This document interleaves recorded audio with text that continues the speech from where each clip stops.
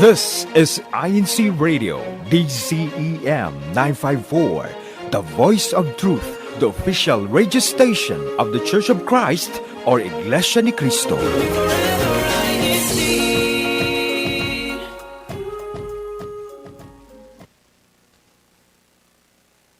These are the works of His mighty hands.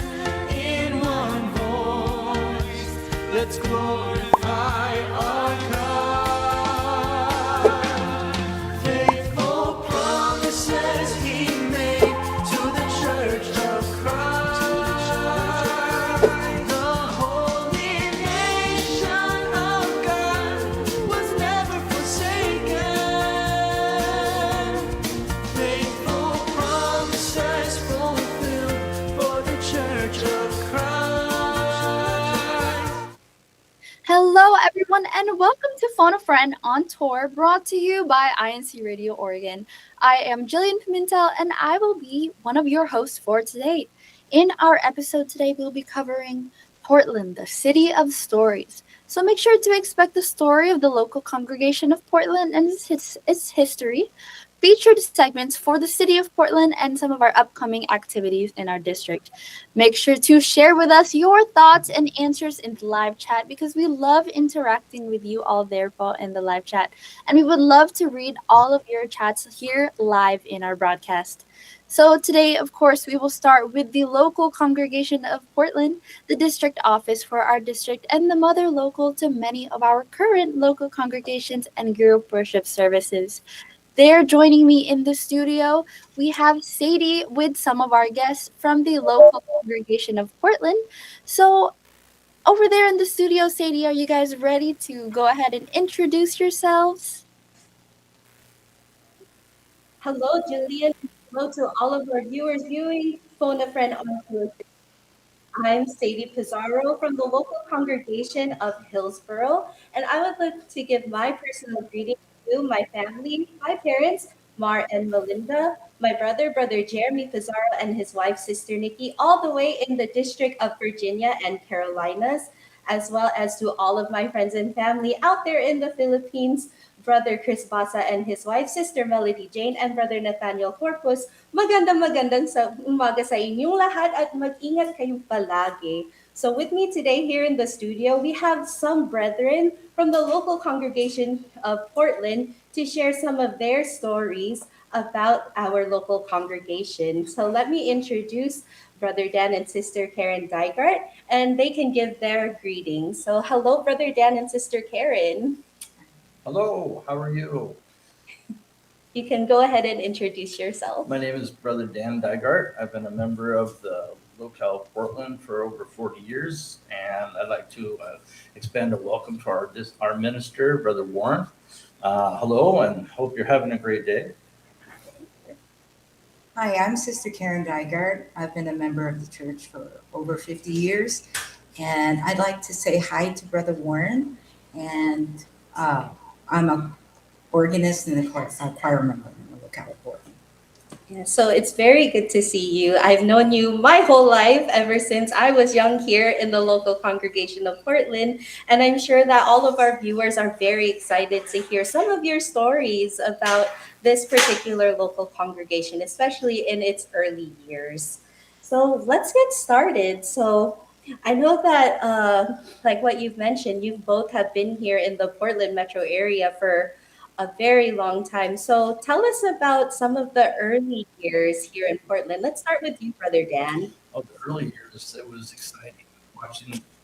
We were such a small congregation, and when we got our first chapel on 87th Avenue, it was like a whole new world. It was like we have our own chapel, and we're ready to perform. I was a choir member, my wife was a choir member, and it was just so exciting because now we had our own house of worship. We were no longer worshiping in halls and stuff like that, houses. We had our own chapel, and to watch the church explode in this area, it went from a small chapel to, gee, maybe we don't have enough room after all to seat all our brethren. So it was kind of an exciting time. I came in the 80s, and that was an exciting time to see how things just grew so quickly. Yes, it's wonderful to see the growth from being so small that you think, oh, this space is so perfect for us, into seeing the number of brethren just start overflowing, that you need a bigger space to all the more grow, especially when we share our faith. Yeah, that is a wonderful thing to witness. Yeah. So, what about you, Sister Karen? I know that your family was here, one of the pioneering families in the local congregation of Portland. So, tell us about it from your perspective. Well, in my mom and dad had the worship service was first established in their household. Wow, that's great. That's amazing. Like to know that it started in your own home. And how did it exactly start in your home? Uh, Your dad wrote that letter. oh, yes, To the that's Central. right. He wrote a letter to the Central, and uh, they sent the address to them also. And so after a little while, they had sent ministers from Seattle to come and visit. Wow. So just starting off with writing that letter to the Philippines, like that already, we can feel the love of the church administration, that Yes. the brethren, even though we're so far away from them, we're literally an ocean away from them, we can feel their love and they're able to help us maintain our membership in the Church of Christ. It's a very beautiful thing for us. So, like what you both mentioned, the local congregation of Portland had very humble beginnings. Like what you said, Sister Karen, it started in your house. And then, like what you said, Brother Dan, it just started to expand and grow and just become bigger. So, in your experience, Brother Dan, like what you said earlier, how was that witnessing the growth in this area? Well, it's amazing because, like I said, I thought we were a small church. And then I realized, oh, the chapel in Seattle, I visited chapel in Seattle. Wow, it's a bigger church. And then I visited Canada on one of our choir practices. And I said, wow, this chapel Barnaby, and I think it's called Barnaby now. Back then Yes. it was called the Vancouver Chapel, but it's now called Barnaby. And I went there. I was like, wow, this is huge. And I'm just amazed how I was looking at that. And I say, maybe one of these days we'll be like that. So here we are today. Yeah, and like what you mentioned, having to travel so far away, like even for me when I was younger, I remember every once in a while we have to travel 3, 4 hours to just get to the Seattle local congregation for any of the activities, and even going all the way up to Canada, which 6 is hours. 6 or 8 hours, depending on where we needed to be. And now we don't have to travel so far anymore because we're our own district. So that's very great to see the progress and just even the growth like that. So what about you, Sister Karen? Like when since it started in your family's home, how was it like for you to see it grow from there? It was amazing that from such a small group that it flourished to what we are today. Yes, and we can really see that starting from very humble beginnings, like what we've been talking about, that we just keep on growing. We keep on sharing our faith and we keep on inviting our friends and our family members to Bible studies and worship services. And we just continue to see not only our faith grow, but also our love for each other, our love for the brotherhood. And, we always hope that we continue growing, and so you've seen the growth here in the Portland metro area.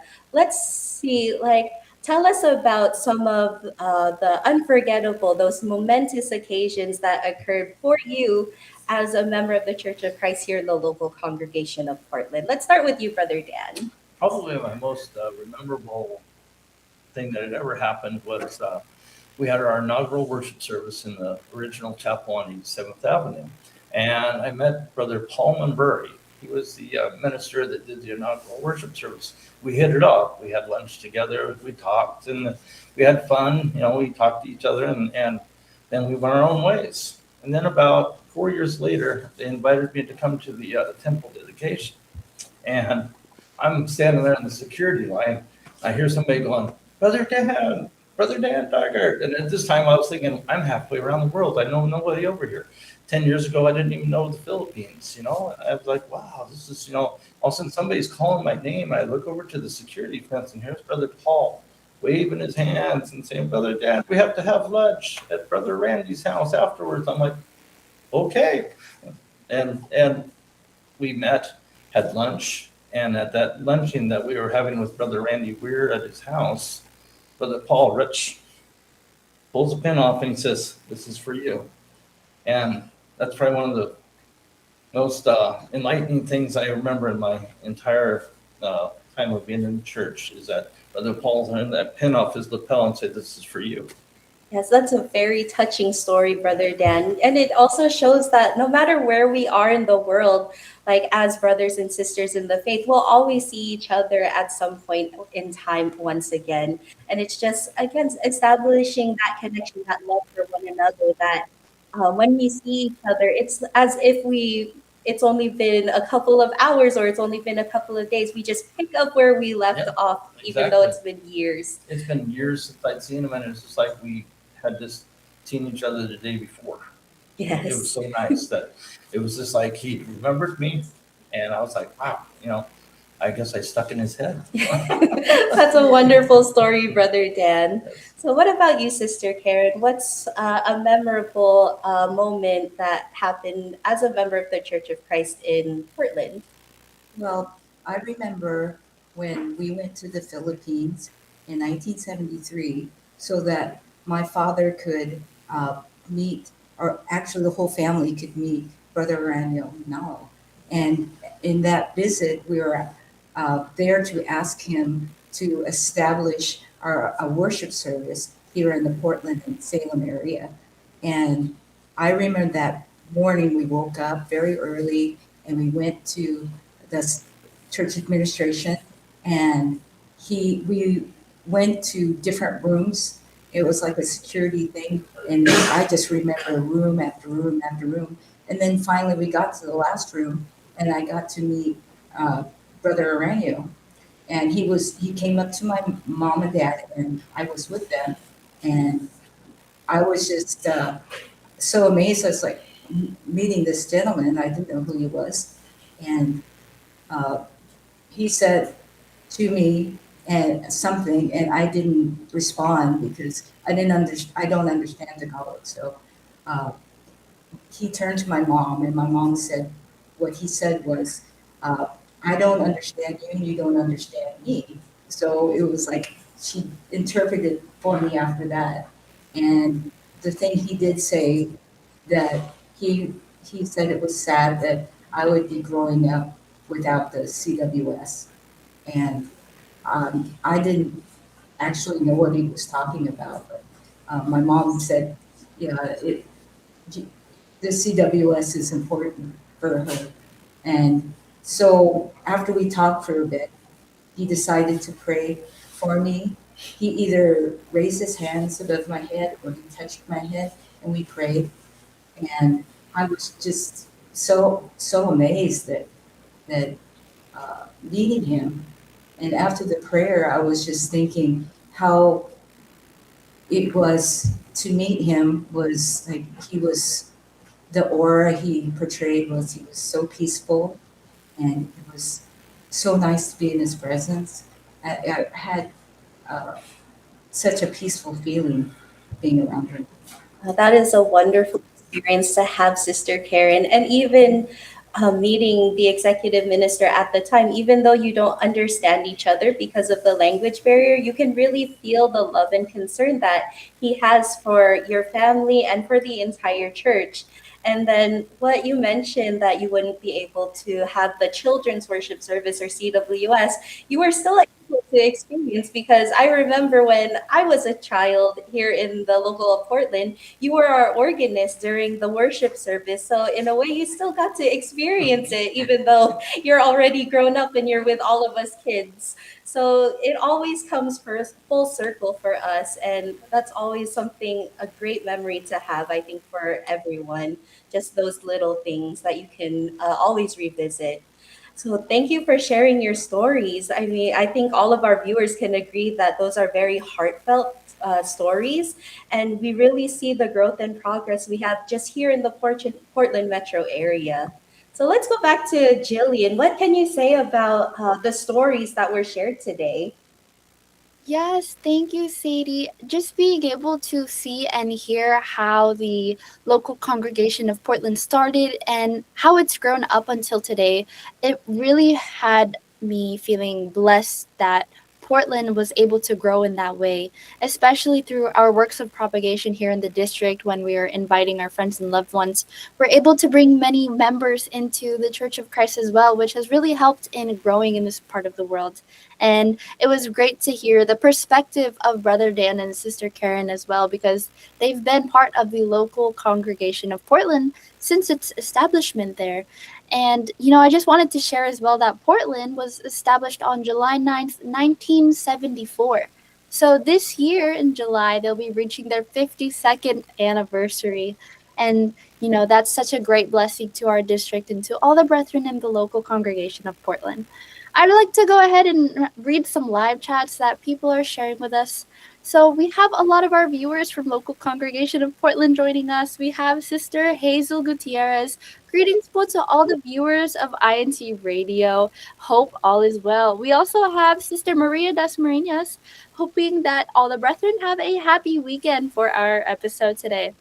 We have more brethren joining us. Brother June Mariano from the local congregation of Beaverton. Stay tuned because Beaverton is next week as well. Sister Melissa Balan is joining us also from the local congregation of Portland. We have Sister Melinda Pizarro. Your mom's there in the chat, Sadie. She's saying hello to Brother Dan and Sister Karen. And we also have here Brother Arman Kagingin, our resident minister there of the local congregation of Beaverton as well, joining us. What else? Let's see who else we have here. Brother Alan Fulber is joining us from the local congregation of Hillsboro. And yes, continue to chat with us there in the live chat. Let us know where you're watching from and what are some stories that you have liked to hear about Portland as well. I wanted to share some additional City of Portland facts, such as the Portland is officially nicknamed the City of Roses because if you've explored the city, brethren, I'm sure you've probably seen the rose cultivation there as well. We're also known as Bridgetown or the City of Bridges because have you seen all those bridges over there in the city? And we're also very commuter friendly. So our Kuya text is going to help us play some further segments for the City of Portland. And we're going to start with our segment here, Landmark Lane. So go ahead and take it away, Kuya Tex. Backstory Boulevard. So we were able to hear the backstory of the local congregation of Portland thanks to Brother Dan and Sister Karen. And as we continue, we have some landmarks to show to you that have been provided by the Gutierrez family from the local congregation of Portland. So let's play Landmark Lane, please. Let's go to Oregon's Landmark Lane. Today, the Gutierrez family takes us on a field trip to two landmarks that can be found in Portland, Oregon. The first being Tom McCall Waterfront, located in downtown Portland and lines the Willamette River. Lined with trees and sparkling fountains, the Tom McCall Waterfront passes the Japanese-American Historical Plaza, where you can find beautiful cherry trees that bloom beautifully every spring. Now we get to look at Pittock Mansion, another notable landmark found in Portland, built in 1914 for Henry Pittock. The home features a French Renaissance style with materials sourced from around the world. The mansion tells the story of Portland's growth from a frontier town to a major Pacific Northwest city.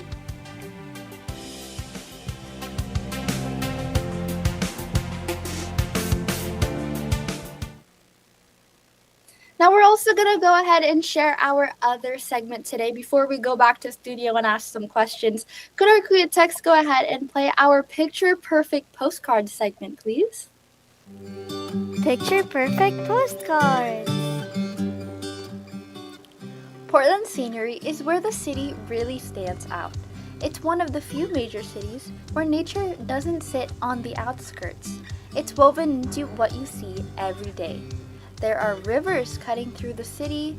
You can also find that on a clear day, Mount Hood dominates the skyline.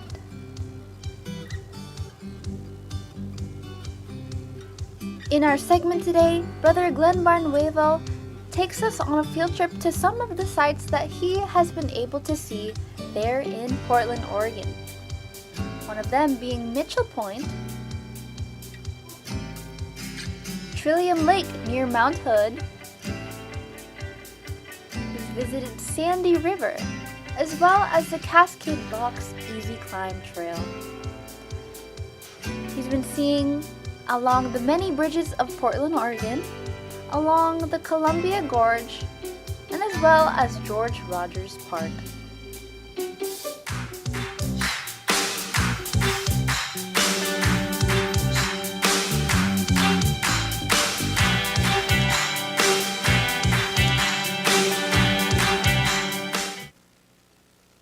And we would like to share one more segment with you. If our Kuya Tex to go ahead and play Taste of the Town, because we know that by this time, maybe if you haven't eaten lunch already, you're getting hungry. And after this segment, I know you will be. So go ahead and play Taste of the Town, Kuya Tex. Taste of the town. Portland, Oregon is the home of various cuisines where you can find food that is perfect to your taste.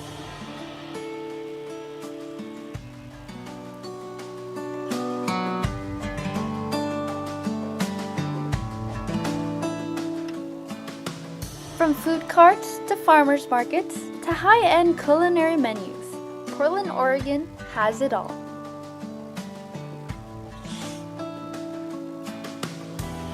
In our segment today, the Gutierrez family shares with us some of their favorite foods that they can find in Portland, one of them being the Oswego Grill. They love the place for its upscale elegance of food and the place for its casual price. They also love their salads and banana splits. They've also visited Portland City Grill, where they usually go for special occasions like anniversaries or birthdays. They enjoy the panoramic city and mountain views, while it's located at the 30th floor of the U.S. Bank Tower in Portland, Oregon. Thank you, Kuya Tex, for playing all our segments for today. I do have one quick question over there for the studio for either Brother Dan or Sister Karen. You've been in Portland many years. Has there been a memorable place, scenic place, or even food that you like to enjoy there in Portland? Oh, yes. Yes, there is. There's many places. It starts with a place called Ozzy's Deli. It's in the Adventist Hospital now. But it was in the Mall 205 when we first met. It was one of our first spots where we could actually afford to have a good meal. It's a Greek deli, and they have gyros. My recommendation is the Super Chicken Gyro. They still make it. It's owned by the two original people that made all the ingredient. They made it all from scratch. They're Greek themselves. And their baklava, oh my gosh, it's so wonderful. That sounds very delicious, Brother It's very Dan. good. And another place, the Chart House. The Chart House is where we had our 35th anniversary.